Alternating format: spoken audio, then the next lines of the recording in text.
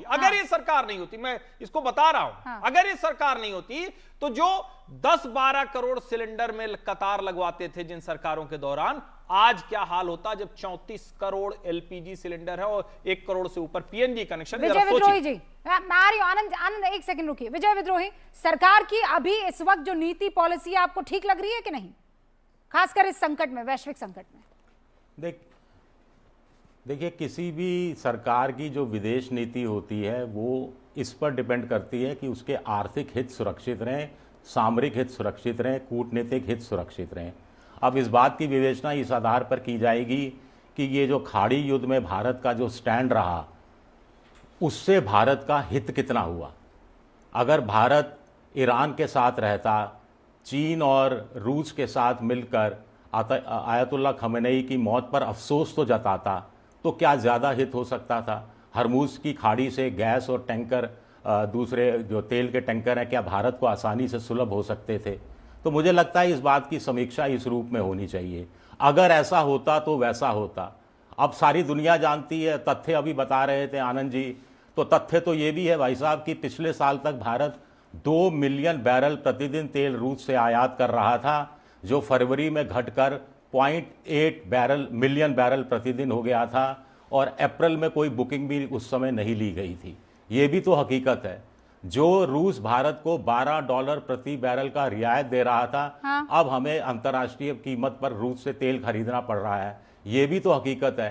तो भारत को Israel America के साथ जाने का तात्कालिक लाभ और दीर्घकालिक लाभ क्या है, बता दीजिए। तात्कालिक लाभ कोई सज्जन बता दीजिए कि तात्कालिक लाभ क्या मिला, तो हम बहस को आगे बढ़ाएंगे। अच्छा, अब आगे बढ़ाएं उससे पहले बस मुझे ये बता दीजिए, कौन सा ऐसा मुल्क है जिसके जहाज स्ट्रेट ऑफ हॉर्मुज से निकल गए हैं? आप कह रहे हैं आसानी से निकल जाता, तो अभी कौन सा हमें जाना पड़ा है हॉर्मुज में और वहां जाके गरबा करना पड़ा है और तब जाकर निकले हैं स्ट्रेट ऑफ हॉर्मुज से जहाज? चीन के जहाज निकल रहे हैं, ये तो ये ईरान के विदेश मंत्री कह चुके हैं। बांग्लादेश का जहाज निकल रहा है, उनका जो झंडा लगा होता है। पाकिस्तान कराची भी उनके जहाज पहुंच रहे हैं। ये फैक्ट नहीं है रूस सर। पाकिस्तान से कह रहा है कि आपको हम सस्ते में तेल दे देंगे। मैं इनफैक्ट मैं आपको एक मिनट रुकिए जी, मैं बड़ा आश्चर्य में पड़ जाता हूं जब फैक्ट कैसे नहीं है ये।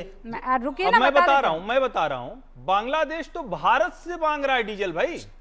कम से कम फैक्ट के तौर पर तो हम लोग दुरुस्त रहे। हाँ, लेकिन उसका जहाज फैलाई गई कि जब मैं आपकी बात पर यकीन करूं या ईरान के विदेश मंत्री की बात पर यकीन करना चाहिए, जो स्पेशली नाम लेकर कहा है उन्होंने। नहीं, मैं आपकी बात पर क्यों यकीन करूंगा? मैं तो जो फैक्ट सामने है, जो खबरें हैं, उस पर यकीन करूंगा ना। तो मैं भी आपकी बात पर क्यों यकीन करूंगा? नहीं सर, बिल्कुल मत कीजिए, लेकिन फैक्ट पर यकीन करना पड़ेगा। देखिए और एक और फैक्ट मैं फैक्ट बता देती हूं। विदेश मंत्री की बात नहीं, सुनिए, नहीं रुकिए विजय, मैं आपको फैक्ट बताती हूँ। 3 मार्च को 3 जहाज निकले, 4 मार्च को 6 जहाज निकले, 5 को 5 निकले, 6 को 5 जहाज निकले, 7 को 4 जहाज निकले, 8 मार्च को 3 जहाज निकले, 9 मार्च को 2 जहाज निकले, 10 मार्च को 8 जहाज निकले, 11 को 2, 12 को 1, 13 को 1 और 14 मार्च को 2 जहाज निकले। तो कितने मुल्कों के निकल गए होंगे? और इसी में हमारे भी 3 जहाज निकले हैं। कुल 90 जहाज निकले हैं। आप अपने फैक्ट चेक कर लीजिए, केपलर में चले जाइए, उसमें मैरीटाइम, इंटरनेशनल मैरीटाइम का सारा जो जहाज पहले से स्ट्रेट ऑफ हॉर्मुज क्रॉस कर चुके थे, 89 जहाज निकले हैं। एक मार्च से लेकर 15 मार्च के बीच में 89 जहाज निकले हैं। और ईरान ने अपना करीब 14 मिलियन बैरल तेल बेचा है इस दौरान। ओके, हाँ, आनंद रंगनाथन और उसके बाद हर्षवर्धन। हाँ, देखिए, मैं विद्रोही जी का एंगर समझ सकता हूं, लेकिन गिड़गिड़ा के अपनी देश के लोगों की अब कुछ तबके का अपीजमेंट करने के लिए हम ईरान से झूठ मूठ की दोस्ती जो चाइना कर रहा है वैसे करें। क्यों करें भाई? ईरान ने हमारी कब मदद करी है? 1971 वॉर में जब हमें आर्मामेंट चाहिए थे, ईरान हम पाकिस्तान के साथ खड़ा था। इजराइल ने हमारी मदद करी। कारगिल वॉर में यूनाइटेड स्टेट्स ने सैंक्शंस लगा रखी थी। कश्मीर के मुद्दे पर ईरान हमेशा भारत के साथ रहा है। नहीं है, ये झूठ है विजय विद्रोही, ये गलत बात है। हमें पता है खामनेई के कश्मीर के मुद्दे पर ईरान भारत के साथ रहा है। भारत को सुप्रीम लीडर के परे कैसे चला जाएगा ईरान? तेल के मामले में क्रेडिट देता रहा है। कश्मीर के मामले की, पहले कश्मीर के मामले को हम लोग सॉर्ट आउट करेंगे। कर्नल दानवीर यहाँ पर है। कर्नल दानवीर, कश्मीर पर ईरान और सुप्रीम लीडर साथ रहे हैं? बिल्कुल नहीं है। हिंदुस्तान पिछले प्रोग्राम में आपने तो उनका ट्वीट भी पढ़ा था। तो बहरहाल खमेनाई साहब ने कभी भी भारत का साथ नहीं दिया कश्मीर के मुद्दे पर, और उन्होंने हिंदू डोमिनेंस की बात करी मुस्लिम कश्मीर को लेकर, और उन्होंने ये कहा था कि अगर सारे अरब ममालिक एक साथ हो जाएं तो हिंदू इंडिया मुस्लिम कश्मीर को अपने डोमिनेंस में नहीं रख सकता। तो ये उनका सेंटिमेंट था। The enemies of Islam have always tried to make us indifferent with regard to our shared identity in an Islamic ummah. We cannot consider ourselves to be Muslims if we are oblivious to the suffering that a Muslim is enduring in Myanmar, Gaza, India or any other place. विद्रोही जी को अच्छा ये लगा दूसरा था, tweet विद्रोही है। जी को पसंद आया था ये। बिल्कुल बिल्कुल सही। तो ये, और आपने जिस मेरा नाम तरीके, लिया तो मैं और बता दूं कि जब इसमें ईरान एक के चीज और मैं राष्ट्रपति की मैडम ये मौत हुई बोलूंगा थी कि तो भारत ने उपराष्ट्रपति को क्यों भेजा था?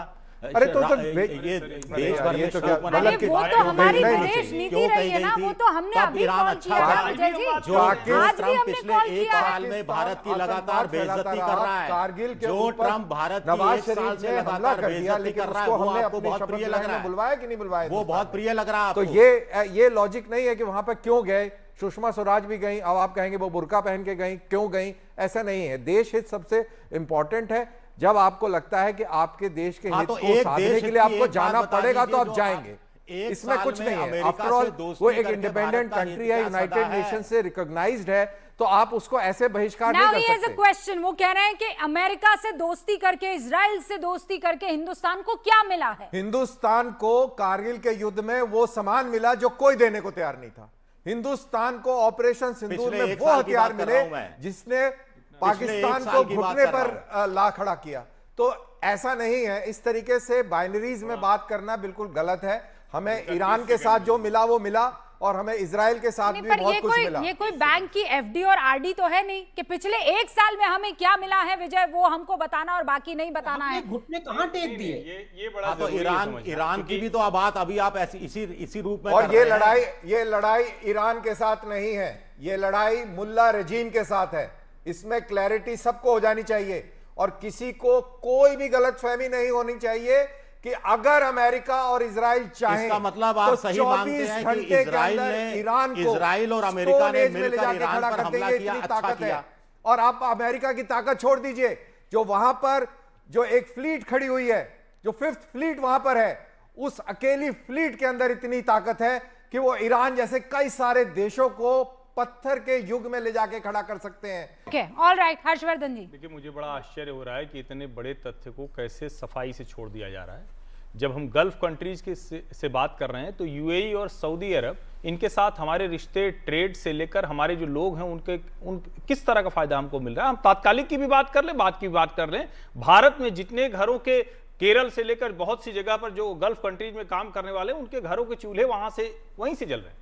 कतर सबसे बड़ा हमारा गैस सप्लायर है। ठीक है, अभी की स्थिति में वहां एलएनजी रुका हुआ है। रशिया के साथ हमने इस स्थिति में भी अभी भी चाइना को जाने वाला शिप इंडिया खरीद लेता है। हम उस स्थिति में अमेरिका के साथ जो पैक्स सिलिका कॉन्ट्रैक्ट हमने किया, जो चाइना ने कहा रेयर अर्थ मिनरल नहीं देंगे, हम उसके साथ खड़े हुए हैं। हम एडवांस एज में आर्टिफिशियल इंटेलिजेंस में दुनिया के साथ हम अपने स्ट्रेटेजिक अलायंस बना रहे हैं। हम फ्रांस के साथ, हम जर्मनी के साथ, हम जापान के साथ बिलियंस ट्रिलियंस डॉलर्स में हम इन्वेस्टमेंट कर रहे हैं। और उसके बाद हम पूछ रहे हैं कि हमें मिला क्या। हमारा जो अलायंस है वो बहुत साफ है। हमारा अलायंस जो डेमोक्रेसीज है, हमारा अलायंस जो आज की सोसाइटी है उसके लिहाज से है, हमारा अलायंस एडवांस टेक्नोलॉजी के लिहाज से है, और ईरान के साथ भी हमारा अलायंस है। लेकिन अगर उस अलायंस से हमें कुछ मिल नहीं रहा है तो हम क्या करेंगे? कम से कम फैक्ट तो रखना चाहिए। विजय विद्रोही आ रही हूं, आनंद एक सेकंड आ रही हूं। विजय विद्रोही 30 सेकंड्स। मैंने सिर्फ ईरान की बात की थी, खाड़ी देशों की तो बात की नहीं थी। और खाड़ी देश खुद परेशान है, जो ट्रंप पर दबाव डाल रहे हैं कि किसी तरह से मामले को खत्म किया जाए। ये तो मोहल्ले में लड़ाई हो जाती है, बच्चे क्रिकेट खेल रहे हैं, एक बच्चे की गेंद जो है पड़ोसी के लग गई, पड़ोसी उतर के आया, थप्पड़ मार दिया। जिस बच्चे के थप्पड़ मारा उसका बाप आ गया और धमकी दे दी कि भाई अगली बार अगर मेरे बेटे के थप्पड़ मारा तो मुंह तोड़ दूंगा। और पड़ोसी कह रहा अगली बार गेंद आई तो मैं मुंह तोड़ दूंगा। यही हिसाब हो गया है ये कुल मिलाकर। ट्रम्प कह रहे हैं कि अगली बार हमला किया तो मुंह तोड़ देंगे। ईरान कह रहा है कि अगली बार हमला किया तो मुंह तोड़ देंगे। लेकर आते हैं पुराने आपने पूछा था ना कि क्या लाभ भारत को हो रहा है, कौन तो सा मैंने सवाल आपको है? गिनाया, उसमें से कोई गलत हो तो वो बताइए, वरना एक जगह से उछल के हम दूसरी जगह पहुंच जाएंगे। हम कहते हैं कि कश्मीर के मुद्दे पर किया, उसका जवाब आ अभी गया, आपने ऐसे आप कैसे में से चलेगा किसी सर? एक सज्जन ने थोड़ी देर पहले कहा कि ऐसे सर झुका के क्या अगर कुछ हासिल भी होता है तो क्या हासिल करना था हरमुज की खाड़ी को लेकर। तो 73-74 कहाँ बार झुकाया? अमेरिका किसने के सर झुकाया? राष्ट्रपति किसने ने जो सर झुकाया? विजय? भारत का अपमान किया। पर किसने सर नहीं, झुकाया? अभी किसी सज्जन ने यह बात कही थी। तो एक साल से 70 बार अगर ट्रंप बदनाम कर भारत की बेइज्जती कर चुके तो आपको ये खोलता नहीं है आपका खून? मेरा तो खून आपको बोल खोलता दूं है। कुछ? नहीं खोलता है आपका सर, नहीं खोलता तो ठीक हमारे है। विदेश मंत्रालय का प्रवक्ता उनकी बेइज्जती करता है, उस पे उनका खून खोलना चाहिए।